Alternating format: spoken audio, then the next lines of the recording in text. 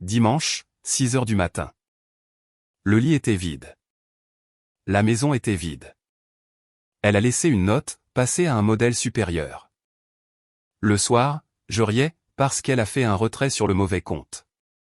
Passé à quelqu'un de plus jeune et de meilleur au lit. Je m'appelle Adrien. J'ai 51 ans.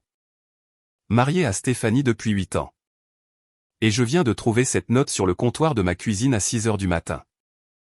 Elle était partie. Personne n'avait dormi dans le lit. La maison semblait différente, plus vide en quelque sorte, comme si elle avait emporté plus que ses vêtements. Je suis resté là, tenant le papier, le lisant 2 fois. Puis je l'ai plié en 2 et l'ai posé à côté de ma tasse de café. Les mots piquaient, bien sûr, mais en dessous, il y avait autre chose. Du soulagement, peut-être, ou juste l'absence de la nécessité de prétendre que tout allait bien alors que rien n'allait bien depuis des mois. Stéphanie avait toujours été impulsive avec l'argent, des cartes de crédit plafonnées, des virées shopping qu'elle ne pouvait pas expliquer, des factures qui apparaissaient de nulle part. J'avais couvert ses arrières plus de fois que je ne pouvais compter, trouvé des excuses pour sa famille, arrangé les choses quand elle faisait des chèques sans provision ou oubliait de payer l'hypothèque. Son père, Gérard, avait l'habitude de plaisanter en disant qu'elle tenait la beauté de sa mère et les habitudes dépensières de son grand-père. Personne ne riait plus. Les 6 derniers mois avaient été pires. Elle était devenue distante, secrète avec son téléphone, rentrant tard du travail sans explication. Quand je lui demandais où elle avait été, elle me parlait sèchement comme si je l'interrogeais au lieu de simplement me demander pourquoi le dîner refroidissait. Nous avions cessé de parler de tout ce qui comptait. Nous avions cessé de beaucoup parler, tout court. J'ai marché jusqu'à la fenêtre et j'ai regardé l'allée. Sa voiture était partie, bien sûr. La boîte à bijoux de la commode de notre chambre et l'argent liquide d'urgence que je gardais dans le tiroir du bureau aussi. Elle avait été méticuleuse. Je devais lui accorder ça. Mon téléphone a vibré. Un SMS de son père. Est-ce que tout va bien entre vous deux? Stéphanie a appelé hier soir, elle avait l'air contrariée. J'ai fixé le message pendant un long moment avant de répondre. On va s'arranger. Mais debout dans ma cuisine vide, j'avais l'étrange sentiment que les choses allaient devenir bien pires avant de s'améliorer. Stéphanie avait toujours été imprudente quand elle était en colère. Et si elle pensait pouvoir me faire du mal en dépensant de l'argent, elle était sur le point de découvrir l'étendue des dégâts qu'elle pouvait causer. Je me suis versé une autre tasse de café et je me suis assis à table. La note était toujours là, m'accusant à chaque mot, mais quelque chose clochait. Ce n'était pas seulement cruel, mais calculé, comme si elle avait planifié ce moment depuis plus longtemps que je ne m'en étais rendu compte. La maison était trop silencieuse. Je pouvais entendre le bourdonnement du réfrigérateur, le tic-tac de l'horloge sur le mur, ma propre respiration, tout était normal, sauf que plus rien ne serait jamais normal. Gérard Brixton avait bâti Brixton Global à partir de rien. Il avait commencé avec une seule usine de fabrication à Lyon, en France, produisant de l'équipement industriel, et l'avait transformé en une entreprise de plusieurs millions d'euros avec des contrats dans tout le Sud-Est. C'était le genre d'homme qui se souvenait du nom de chaque employé, travaillait le week-end aux côtés de son équipe et ne demandait jamais à quelqu'un de faire quelque chose qu'il n'aurait pas fait lui-même. Quand j'ai épousé sa fille, il m'a pris à part à la réception. « Adrien, a-t-il dit, j'aime le fait que tu travailles de tes mains. Stéphanie a besoin de quelqu'un de stable. » Je gérais des équipes de construction depuis 15 ans à l'époque. Je savais comment gérer les budgets, les plannings et les hommes qui n'aimaient pas recevoir d'ordre. Gérard et moi nous comprenions. Nous croyions tous les deux qu'il fallait mériter ce que l'on avait. Stéphanie était différente. Belle, charmante, mais elle avait grandi avec de l'argent et n'en avait jamais appris le poids. Sa mère était décédée quand elle avait 12 ans, et Gérard avait essayé de compenser cette perte en lui donnant tout ce qu'elle voulait, l'université, des voitures, des cartes de crédit sans limite. C'était de l'amour, mais c'était aussi une erreur. Il y a 3 ans, Gérard m'avait demandé de le retrouver à son bureau. « J'ai besoin d'une faveur, dit-il en fermant la porte. Je veux ouvrir un compte joint avec toi pour les achats professionnels et équipements, investissements, ce genre de choses. » J'étais perplexe. Pourquoi ne pas utiliser tes comptes professionnels habituels? Il avait eu l'air mal à l'aise. Parce que Stéphanie y a accès en tant que ma fille. Elle est listée comme bénéficiaire sur tout. Il s'était interrompu, puis avait repris. Elle pose beaucoup de questions sur mes finances ces derniers temps, veut en savoir plus sur les plans de retraite, l'héritage, les actifs liquides. Ça me rend nerveux. Tu ne lui fais pas confiance. Je ne fais pas confiance à son jugement en matière d'argent. Jamais. Mais tu comprends les affaires, Adrien. Tu sais comment être responsable avec de grosses sommes. Nous avions gardé cet arrangement secret. Le compte était substantiel, près de 190 000 € que Gérard utilisait pour des achats d'équipements majeurs et la planification de l'expansion. Seul lui et moi y avions accès. Même les documents bancaires le désignaient comme un compte de partenariat commercial entre Gérard Brixton et Adrien Wesley. N'en parle pas à Stéphanie, avait-il dit ce jour-là. Elle se sentirait blessée de penser que je ne lui fais pas confiance, mais l'argent change les gens, Adrien. Et j'ai travaillé trop dur pour voir tout ça disparaître parce que quelqu'un ne peut pas se contrôler. J'avais accepté, comprenant sa position. Mais au fil des mois, j'avais commencé à remarquer des choses, la façon dont Stéphanie fouillait dans mon portefeuille quand elle pensait que je dormais, comment elle posait des questions désinvoltes sur l'entreprise de Gérard, sur mon travail, sur les comptes et les investissements. De petites sondes déguisées en conversation. Maintenant, debout dans ma cuisine vide, ces conversations semblaient différentes, moins innocentes, plus proches de la reconnaissance. Mon téléphone a commencé à vibrer à 9 h ce matin-là. Le premier appel venait de la société financière lyonnaise, une alerte à la fraude automatisée. Quelqu'un avait tenté de retirer 4 500 € d'un compte se terminant par 7 392. J'ai raccroché, confus. Ce n'était pas un de mes numéros de compte. Le deuxième appel est arrivé 10 minutes plus tard, d'une autre banque. Transaction non autorisée sur un compte se terminant par 8847. Encore une fois, pas le mien. Le troisième appel provenait d'une compagnie de cartes de crédit. Quelqu'un avait plafonné une carte pour laquelle je n'avais jamais fait de demande, dépensant 11 000 € en 2 heures dans des magasins de luxe du centre-ville de Lyon. Quand je leur ai dit que je n'avais pas fait ces achats, la représentante a demandé mon numéro de sécurité sociale pour vérifier mon identité.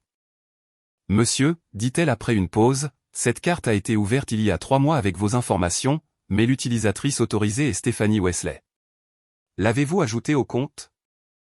Non, dis-je, je n'ai jamais vu cette carte de ma vie. Je vois. Eh bien, quelqu'un a été très occupé ce matin. Galerie Lafayette, Lancel, et l'Apple Store, une bijouterie sur le boulevard des Belges. Toutes les transactions ont eu lieu au cours des 4 dernières heures. J'ai raccroché et je me suis assis lourdement sur ma chaise de cuisine. Stéphanie ne m'avait pas seulement quitté. Elle détruisait systématiquement ce qu'elle pensait être mes finances, chaque compte qu'elle connaissait, chaque ligne de crédit à laquelle elle pouvait accéder, chaque euro qu'elle pouvait obtenir. Mon téléphone a de nouveau sonné. Cette fois, c'était Gérard. Adrien, dit-il, et sa voix était différente, tendue. J'ai besoin que tu m'expliques quelque chose. Je viens de raccrocher avec ma banque. Ils me disent que quelqu'un a fait des retraits non autorisés sur notre compte joint. Des gros. J'ai senti quelque chose de froid s'installer dans mon estomac. Quel genre de retrait ? 47 000 € ce matin. 28 000 € autres il y a 20 minutes. La banque l'a signalé parce que les transactions ont été effectuées dans différentes agences, et ce sont tous des retraits en espèces. Sa voix se fit plus basse. Adrien, la banque dit que les retraits ont été faits par quelqu'un ayant accès aux informations du compte, quelqu'un qui connaissait les numéros de compte. J'ai fermé les yeux. Stéphanie avait fouillé dans mes papiers, mon portefeuille, mon ordinateur. Elle avait trouvé les informations du compte et pensait me voler. Au lieu de cela, elle volait son propre père. Gérard, dis-je lentement, Stéphanie m'a quitté ce matin. Elle essaie de me nuire financièrement, mais elle n'est pas au courant de notre arrangement. Elle pense que ce compte est à moi. Silence à l'autre bout du fil. Puis, tu es en train de me dire que ma fille vole son propre père pour se venger de son mari. C'est exactement ce que je suis en train de te dire. Une autre longue pause. À combien a-t-elle accès ? À tout, dis-je. Elle avait accès à mon bureau, mon ordinateur, mes dossiers. Si elle a copié les informations du compte. Jésus, murmura Gérard. Elle pourrait tout vider. J'ai regardé la note sur mon comptoir, ces mots cruels sur le fait de passer à un modèle supérieur. Stéphanie pensait détruire ma vie. Au lieu de cela, elle était sur le point de détruire la sienne. À midi, Gérard et moi étions assis dans le bureau du directeur de la banque, Monsieur Lefebvre, regardant des images de vidéosurveillance sur un écran d'ordinateur. On y voyait Stéphanie, claire comme le jour, glissant une carte d'identité sur le comptoir à un caissier. Elle avait retiré 75 000 € en 3 transactions distinctes dans 3 agences différentes. Comment est-ce possible, demanda Gérard au directeur, un homme mince qui n'arrêtait pas d'ajuster ses lunettes. C'est un compte professionnel. Elle ne devrait pas y avoir accès. Monsieur, elle avait toutes les informations du compte, les numéros, les codes de routage, même les questions de sécurité. Quand quelqu'un a ce niveau de détail, nous supposons qu'il s'agit d'un utilisateur autorisé. Monsieur Lefebvre semblait mal à l'aise. De plus, c'est votre fille. Le caissier a reconnu le nom de famille. Le visage de Gérard était de pierre. Elle n'est pas autorisée sur ce compte. Seulement Monsieur Wesley et moi-même.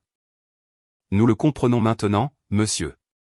Nous avons immédiatement gelé le compte. Mais je crains qu'il ne reste qu'environ 40 000 € du solde initial. 150 000 € partis en une matinée. Gérard se tourna vers moi. Où d'autres auraient-elles pu obtenir les informations du compte? J'ai pensé au dernier mois. Elle a été dans mon bureau à la maison. Elle fouille dans mon bureau quand elle pense que je ne regarde pas. Les relevés de compte arrivent à la maison. L'as-tu confrontée à propos du vol? Je ne la trouve pas. Son téléphone tombe directement sur la messagerie vocale. Elle n'est pas au travail. J'ai appelé, et ils ont dit qu'elle avait pris un congé personnel. Monsieur Lefebvre se racla la gorge. Messieurs, je dois mentionner que nous sommes tenus de signaler cela aux autorités. Ce montant constitue un vol qualifié, et comme il provient d'un compte professionnel, il pourrait y avoir des accusations supplémentaires. Gérard resta silencieux un long moment. Puis il dit, « Faites ce que vous avez à faire. » Nous sommes sortis de la banque dans la chaleur de l'après-midi. Gérard s'arrêta à côté de son camion et me regarda avec une expression que je n'avais jamais vue auparavant, de la peine, mais aussi quelque chose de plus dur. « Adrien, j'ai besoin que tu comprennes quelque chose. Cet argent n'était pas juste là. Je prévoyais de l'utiliser pour des achats d'équipements le mois prochain. De nouvelles machines qui auraient créé 12 emplois. Maintenant, je dois trouver comment payer les salaires pendant que nous réglons ce gâchis. » Le poids de cette révélation m'a frappé. Il ne s'agissait pas seulement de la perte d'argent de Gérard. Il s'agissait des gens qui travaillaient pour lui, des familles qui dépendaient de ses chèques de paie. « Je suis désolé, dis-je. Si j'avais su qu'elle fouillait dans mes affaires. » « Ce n'est pas ta faute. » Il sortit son téléphone. « Mais je dois passer quelques appels. Voir si je peux déplacer certains actifs, couvrir le déficit. » Il fit une pause. « Et je dois trouver comment dire au reste de la famille que Stéphanie a volé l'entreprise. » Cet après-midi-là, j'ai roulé dans Lyon à la recherche de sa voiture. J'ai vérifié la maison de sa sœur, l'appartement de sa meilleure amie, la salle de sport où elle s'entraînait. Rien. Mais à 4 heures, mon téléphone a sonné avec une autre alerte à la fraude. Elle venait d'essayer d'utiliser une carte de crédit dans un hôtel à Annecy, à 2 heures au nord. J'ai appelé Gérard. Elle est à Annecy. Elle pense probablement être assez loin pour éviter les questions. Bien, dit-il. Parce que je viens de raccrocher avec mon avocat. Il dit que si nous pouvons prouver qu'elle continue de dépenser activement l'argent, cela renforce le dossier de vol. Ça montre une intention de frauder. Que veux-tu que je fasse? Rien. Laisse-la continuer à dépenser. Chaque transaction qu'elle fait creuse un peu plus son trou. Sa voix était amère. Je l'ai élevée pour qu'elle soit meilleure que ça, Adrien. Je ne sais pas où je me suis trompé. Tu ne t'es pas trompé. Tu as fait confiance à ta fille. Ouais, dit-il. C'est vrai. Et maintenant, je dois vivre avec les conséquences. Ce soir-là, Gérard a convoqué une réunion de famille d'urgence chez lui. Sa sœur Jeanne, son beau-frère Marc, et le frère cadet de Stéphanie, Théo, sont tous arrivés, confus et inquiets. Gérard leur avait dit que c'était à propos de Stéphanie, mais rien de plus.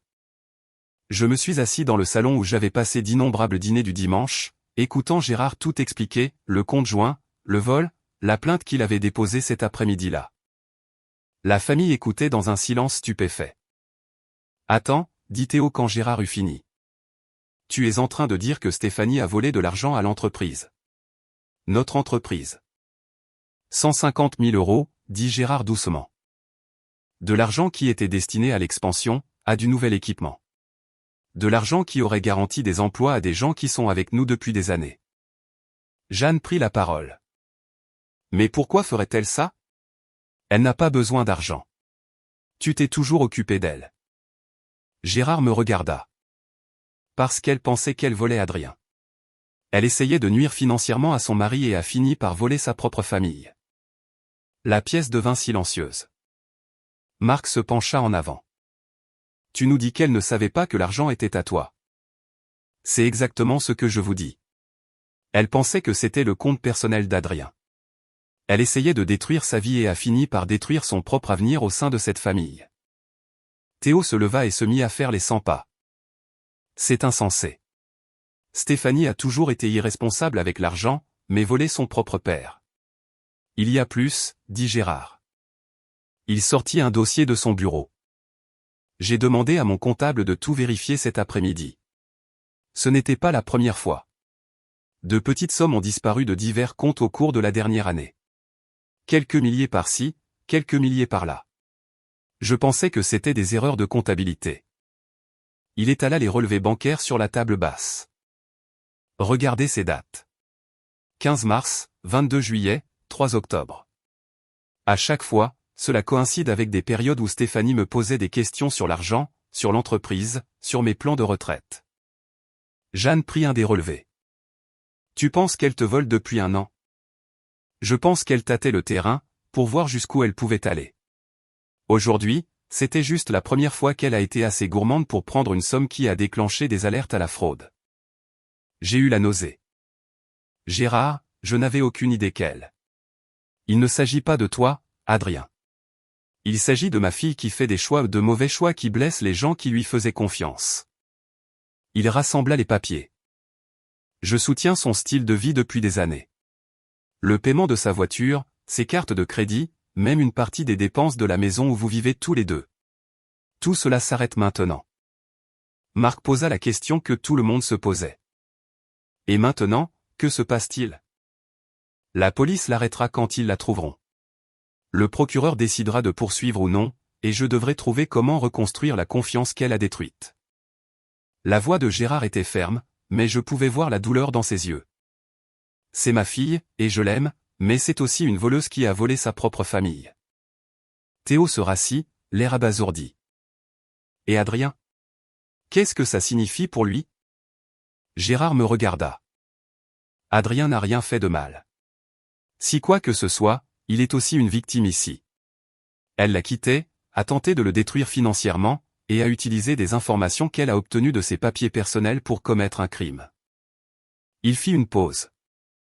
En ce qui me concerne, Adrien fait toujours partie de la famille. C'est Stéphanie qui a choisi de partir. Les mots m'ont frappé plus fort que je ne l'aurais cru. Après 8 ans de mariage, j'étais sur le point de perdre une femme, mais de garder un beau-père. Le lendemain matin, l'inspecteur Henri m'a appelé pour me dire qu'ils avaient trouvé Stéphanie. Elle avait été arrêtée dans un spa de luxe à Annecy en essayant de payer pour une retraite d'une semaine avec l'une des cartes de crédit volées. Elle était détenue pour vol qualifié, fraude à la carte de crédit et détournement de fonds. Elle veut vous parler, dit l'inspecteur Henri. Elle dit avoir des informations qui pourraient aider son cas. Je me suis rendu à la prison départementale de Haute-Savoie cet après-midi-là.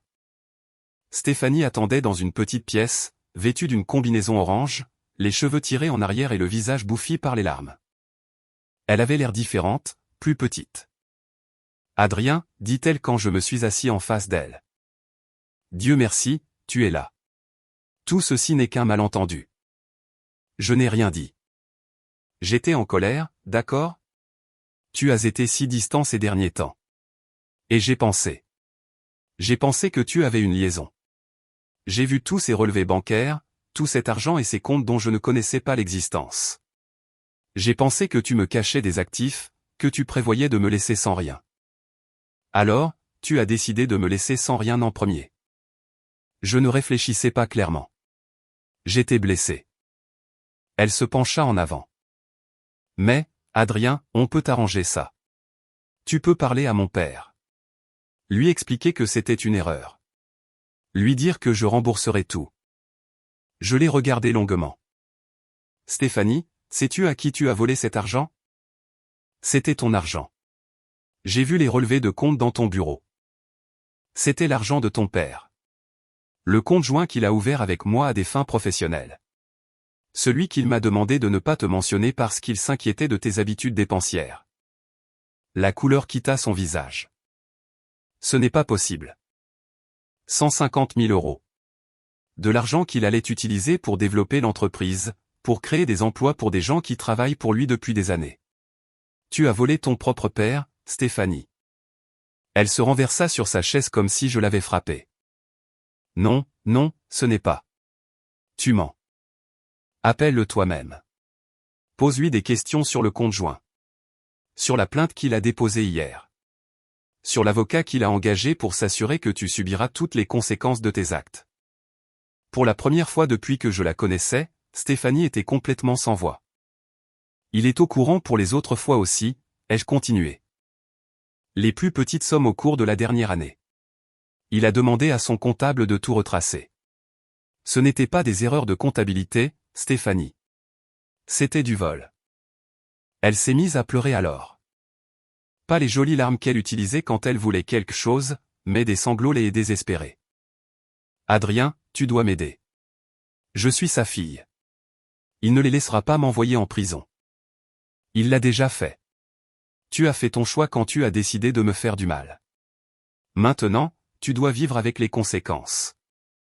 Je me suis levé pour partir. Adrien, attends, s'il te plaît. Et nous? Et notre mariage? Je l'ai regardé une dernière fois. Tu as mis fin à notre mariage quand tu as écrit cette note. Tu as mis fin à ta relation avec ta famille quand tu as volé leur argent. Et tu as mis fin à toute chance de réparer ça quand tu as choisi la vengeance plutôt que l'honnêteté. Alors c'est tout? Tu vas juste m'abandonner? Non, Stéphanie. Tu t'es abandonné toi-même. Je suis sorti de cette prison et j'ai conduit directement au bureau de Gérard. Il était assis derrière son bureau, l'air plus vieux que je ne l'avais jamais vu. Comment ça s'est passé? Demanda-t-il. Elle sait, dis-je.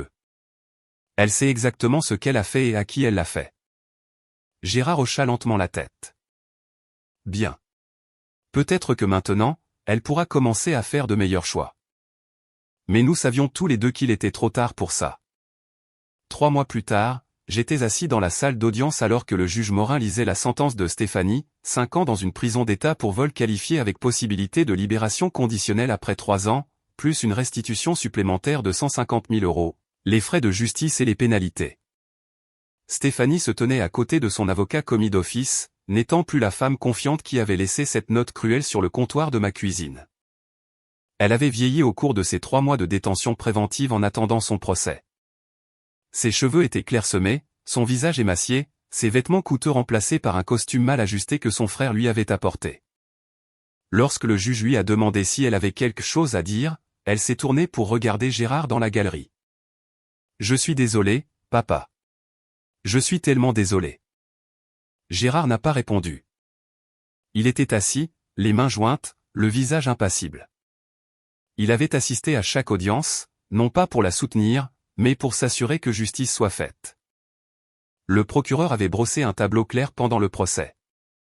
Stéphanie avait systématiquement volé sa famille pendant plus d'1 an, culminant avec le vol massif qui a dévasté les plans d'expansion de l'entreprise. Les 12 emplois que Gérard avait prévu de créer ont été reportés indéfiniment. 2 employés de longue date ont dû être licenciés en raison du déficit financier. Théo a témoigné au sujet de la fiducie familiale qui avait été révoquée, retirant à Stéphanie tout héritage. Jeanne a parlé de la honte que Stéphanie avait jetée sur le nom de la famille. Gérard lui-même a témoigné pour expliquer comment la trahison de sa fille l'avait forcé à hypothéquer sa propre maison pour maintenir l'entreprise à flot. Mais le témoignage le plus accablant provenait des relevés bancaires. Chaque transaction, chaque retrait, chaque débit frauduleux était documenté avec des horodatages et des images de surveillance. Les preuves étaient accablantes. Alors que l'huissier emmenait Stéphanie menottée, elle a regardé en arrière une dernière fois. Pas sa famille, pas moi, mais la porte de la salle d'audience qu'elle ne franchirait plus en tant que femme libre pendant des années. Le marteau du juge est tombé avec un bruit sec qui a résonné dans la pièce silencieuse. À l'extérieur du palais de justice, Gérard et moi nous tenions sous le soleil de l'après-midi. La famille était déjà partie, incapable de regarder leurs filles et sœurs être emmenées enchaînées. Mais Gérard avait attendu. « C'est fini », dit-il doucement. « Comment tiens-tu le coup ?»« Mieux que ce à quoi je m'attendais. » Il avait l'air plus vieux, mais en quelque sorte plus solide. Je n'arrête pas de penser aux gens de l'usine. De bonnes personnes qui travaillent dur, qui dépendent de chèques de paie réguliers. Elle a mis tout ça en péril pourquoi? Pour te faire du mal parce qu'elle était en colère. Nous avons marché vers nos camions en silence. Gérard s'est arrêté à sa portière et s'est retourné vers moi. Adrien, je veux que tu saches quelque chose. Ce qu'elle a fait ne change rien à ce que je ressens pour toi. Tu fais toujours partie de la famille en ce qui me concerne. Plus que ce qu'elle a été ces derniers temps. J'apprécie, Gérard, plus que tu ne l'imagines. L'entreprise va se redresser. Ça prendra du temps, mais nous allons reconstruire. Et quand nous le ferons, je veux que tu envisages de venir travailler pour nous. Nous aurions besoin de quelqu'un avec tes compétences et ton intégrité. J'ai pensé à cette maison vide dans laquelle je vivais, au papier du divorce que j'avais signé 2 semaines plus tôt, au nouveau départ que je prévoyais. Laisse-moi y réfléchir. Prends tout le temps dont tu as besoin. 6 mois plus tard, les appels de Stéphanie ont été rejetés. La condamnation a été maintenue. L'entreprise de Gérard s'était suffisamment redressée pour réembaucher les employés licenciés et même ajouter 2 nouveaux postes. Le projet d'expansion était de nouveau sur les rails. Quant à moi, j'ai gardé la maison et j'ai tout recommencé. Stéphanie a tout perdu, sa famille, sa liberté et toute prétention à la vie qu'elle avait tenté de détruire par dépit. Au final, sa note cruelle sur le fait de passer à un modèle supérieur avait été prophétique, mais pas de la manière dont elle l'avait prévu. J'étais passé à une vie sans mensonge, sans trahison, et sans quelqu'un qui volerait son propre père pour régler un compte. Parfois, la meilleure vengeance est simplement de laisser quelqu'un se